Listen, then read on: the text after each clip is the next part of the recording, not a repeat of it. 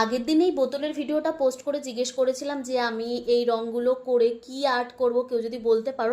লাইলা চৌধুরী দিদিভাই কমেন্ট করেছিলেন যে বোহো আর্ট, একদমই সঠিক উত্তর দিদিভাই। তো আমি এখানে একটা বোহো পেন্টিং করছি বোতলটার মধ্যে।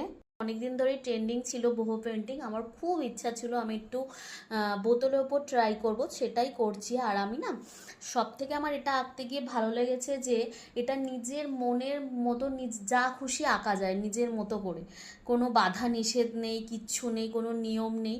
আর যেখানে কোনো নিয়ম থাকে না, সেই আর্ট বলো সব কিছু ভীষণ স্মুথলি হয়।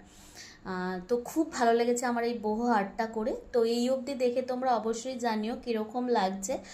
আর এখন আজকের দিনের জন্য একটা কোশ্চেন থাকবে যে এখন যে আমি ফুলটা আঁকছি এটা কি ফ্লাওয়ার আঁকছি, কেউ কি কমেন্ট করে বলতে পারবে যে এটা আমি কি ফুল আঁকছি? চলো নেক্সট পার্টটার জন্য ওয়েট করো, দেখা হবে খুব শিগগিরই। চলো টাটা বাই, সবাই খুব ভালো।